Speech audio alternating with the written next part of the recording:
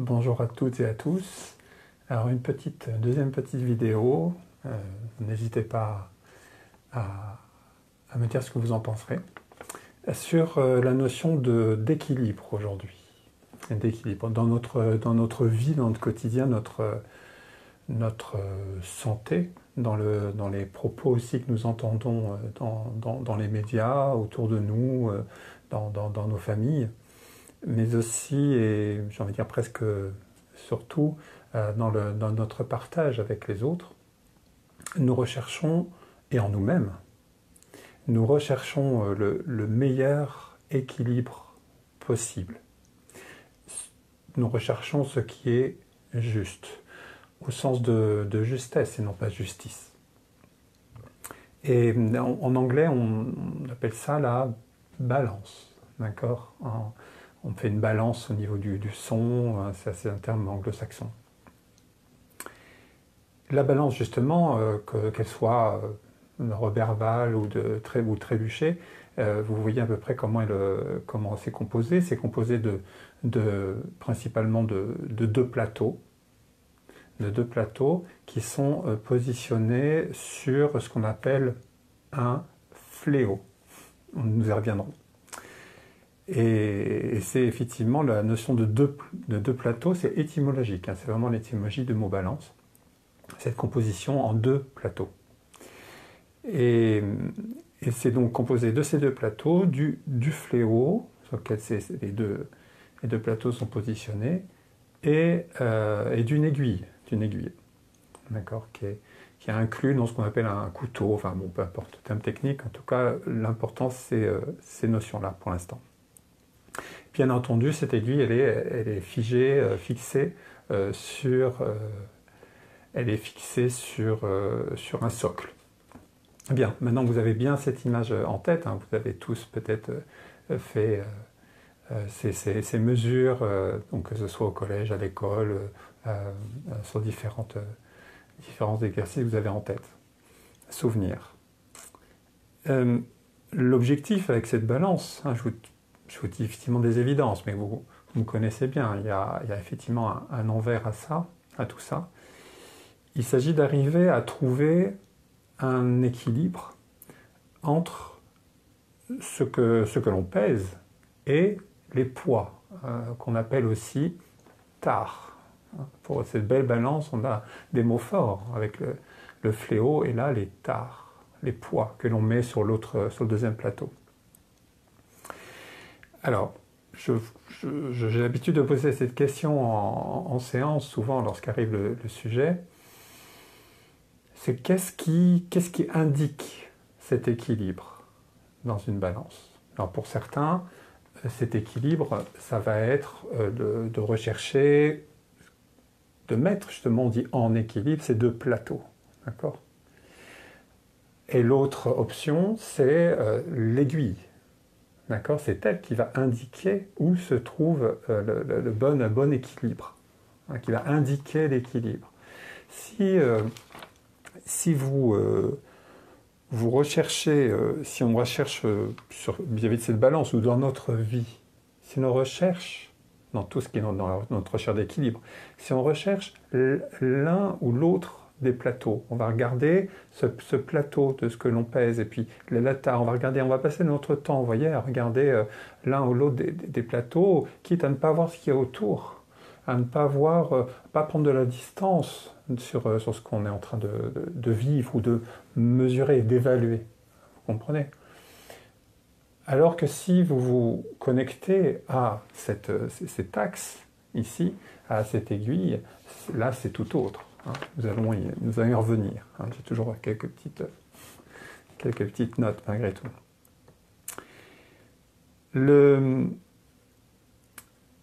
Cette recherche, il y a une recherche effectivement, là je reprends dans mes notes, de retrouver cet équilibre aussi dans notre vie entre qui nous sommes et les tares, les poids, les charges que l'on porte, soit du fait de notre expérience, soit ça peut être du transgénérationnel, d'accord? Alors, entendez bien, hein, j'envoie le motard, ne prenons pas de façon morale, hein, prenons-le vraiment en termes dans cette comparaison, plutôt dans cette métaphore.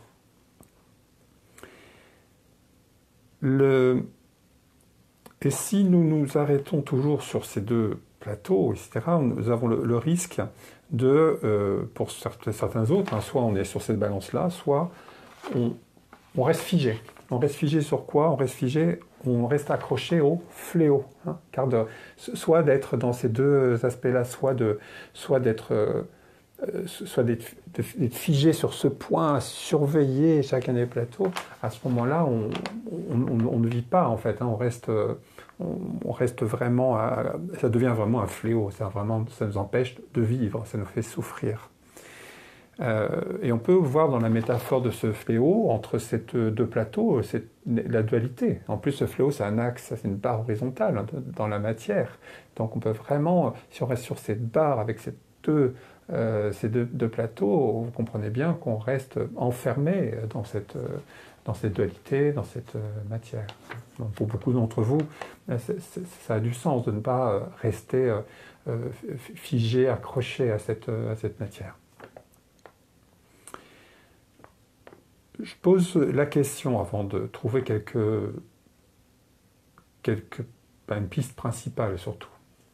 Sinon ça pourrait effectivement durer bien longtemps, car ces notions d'équilibre, de justesse, de justice, c'est infini. Je suis sûr que vous manquez à ce moment-là de la vidéo quelques petites langues des oiseaux, quelques petites entrées langues des oiseaux. Alors, entendons bien. Première question, comment faire pour que notre fléau laisse la place à notre flot, F-L-O-T ou F-L-O-W pour rester encore dans l'anglo-saxon, le courant, de transmuter le fléau qui nous fige en flot. Deuxième question, comment faire quand tout ça, tout ce que l'on vit, tout ce qu'on cherche d'ailleurs à mesurer, quand tout ça pèse, pour que finalement tout ça pèse, que la paix arrive dans cet équilibre. D'accord? Et troisième question, plus subtile encore, c'est comment rechercher, retrouver l'équilibre. En plus, vous voyez bien que l'équilibre, c'est aussi l'équité, hein, et libre. Et c'est relié, comme par hasard, par un tiret. Donc, ni uniquement l'équité, ni uniquement la liberté, tout va, presque anarchique, mais relier ces deux aspects, entre ce qui est en accord avec soi et ce libre, cette liberté qu'on pourrait appeler là encore, sur un des aspects, le libre arbitre. Toujours pareil, quand j'emploie le mot juste, c'est toujours en termes de justesse et pas de justice. Hein. Même si vous avez sans doute en tête que le signe de la justice, c'est une balance. Mais justement, il y a parfois des situations, des jugements dans la justice, des jugements qui sont du domaine de la justice, mais qui sont injustes au niveau de la justesse, et des choses qui sont de la justice et qui peuvent nous paraître injustes au niveau justesse. D'accord? C'est un autre sujet.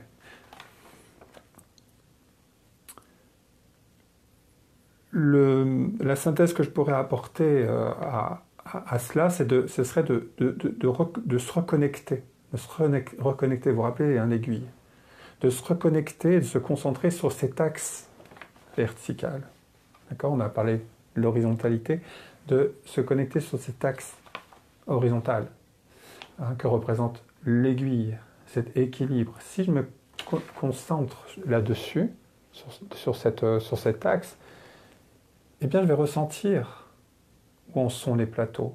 Au début, de façon un petit peu inquiète, mais au fur et à mesure, je vais commencer à ressentir où sont les plateaux, ce qu'il y a à faire pour les ajuster, les équilibrer, vous voyez? Et idéalement, à forme d'expérience, de sentir, de pressentir lorsque le déséquilibre est en passe de se faire. Donc c'est vraiment un apprentissage au quotidien, j'ai envie de dire à chaque instant. Vous pouvez voir aussi l'image de l'arbre, hein, dans cet équilibre, dans cet axe, hein, de cet arbre qui est à la fois, comme pour la balance et son socle, à la fois enraciné et en même temps élancé vers le ciel, élancé vers la spiritualité, la philosophie, ce que vous voudrez, en tout cas une transcendance. Hein. Et de pouvoir s'épanouir aussi bien dans ses racines que effectivement dans ses branches, ses feuilles, ses fleurs, ses fruits, et dans son tronc, hein, qui va indiquer vraiment cette existence. Et ça va circuler. Ça va circuler, vous comprenez? C'est vraiment en étant soi-même, cet axe-là, en étant soi-même, cette aiguille-là en nous, qu'on va retrouver cet équilibre. Hein. Je vous parlais au tout début, hein, de cet équilibre qu'il y a à trouver en nous, j'ai presque envie de dire d'abord, pouvoir mieux observer, regarder et agir sur les déséquilibres que nous subissons, dont nous souffrons.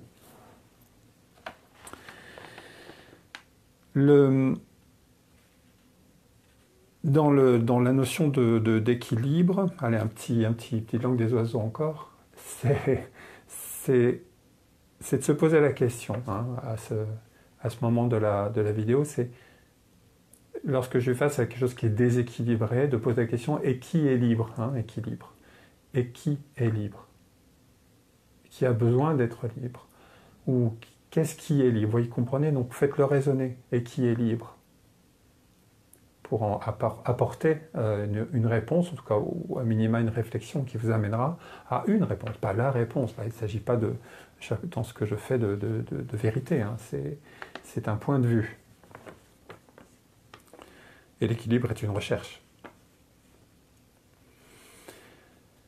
Qu'est-ce que j'ai oublié de vous dire? Donc de bien prendre conscience, hein, de bien prendre conscience que dans cet équilibre, ça va nous permettre de mettre en évidence tout ce qu'il y a à lâcher. Ça va mettre en évidence ce dont on doit se séparer, hein, de couper des liens, de voir ce qui est en déséquilibre et ce qui l'est moins. Vraiment de prendre ce temps-là en nous pour cela. Et puis aujourd'hui, surtout comme on est extrêmement sollicité de cela, d'être en mesure de déceler les illusions, les différentes illusions qui viennent nous déséquilibrer notre vie, notre entourage, notre quotidien, ce qui fait qui nous sommes. En ressentant cet équilibre, cette harmonie, et tout en laissant circuler le courant dont je vous parlais tout à l'heure, alors, je me répète, alors les deux plateaux vont s'équilibrer. S'ajuster, exactement, rappelez le juste. Les deux plateaux vont s'ajuster, rechercher et retrouver leur équilibre. Naturellement. On a perdu cette notion de recherche d'équilibre naturel. Alors nous ne sommes pas je sais pas, je pensais au livre de la jungle d'un enfant intérieur, hein, qui va de branche en branche, qui est tout le temps dans un équilibre, en osmose, en contact avec la nature, en harmonie avec la nature. Ça fait penser aussi au yin et yang, cet équilibre, hein, entre ces deux aspects qui sont reliés par cette onde, hein, par cette onde au centre, entre blanc et noir. Cette onde qui vient nous dire que l'équilibre est impermanent. J'aimerais terminer illustrer d'abord et puis terminer ensuite cette vidéo par ce qu'en dit la médecine essénienne. La médecine essénienne parle notamment du caducée. On voyait le caducée des médecins, des pharmacies.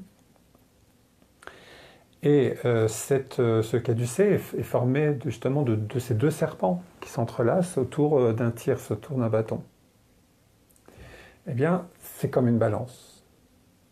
Vous avez un des serpents qui va représenter les maladies, mais les malaises, comme dirait Martel, malaises et maladies. et l'autre qui va représenter les traitements.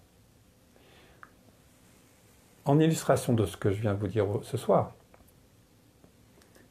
si je regarde que mes maladies, que mes malaises, ou par peur, je regarde que les traitements, je vais essayer de passer à chaque fois, de trouver, parfois jusqu'à créer l'un ou l'autre, créer une maladie qui m'amène à prendre des médicaments dont j'ai pas besoin, qui peuvent me créer d'autres maladies.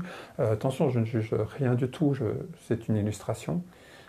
Et inversement, il y a certains médias qui commencent à dire que certains traitements créent des maladies et sont là pour une publication une sortie, une production de médicaments qui dit vrai. En tout cas, ça illustre aussi une manière. Donc, peu importe à la limite. Peu importe cette guerre entre ces deux serpents. Ce ne sont pas les deux plateaux qui importent. C'est l'axe. Et l'axe, dans le cas du C, c'est la santé. Si vous connectez à la santé, si vous connectez à ce qui vous anime, si vous mettez une intention sur la santé, à ce moment-là, vous allez sentir, lorsque votre corps est moins en santé, va sentir que votre organisme est en déséquilibre.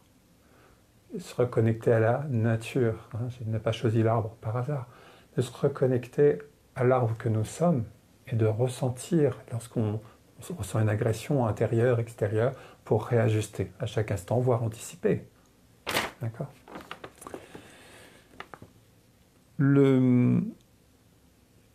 J'en ai terminé. C'était pas, voilà, je sais pas, il n'y a pas 36 000 pages. J'aimerais vraiment là maintenant vous faire ce présent.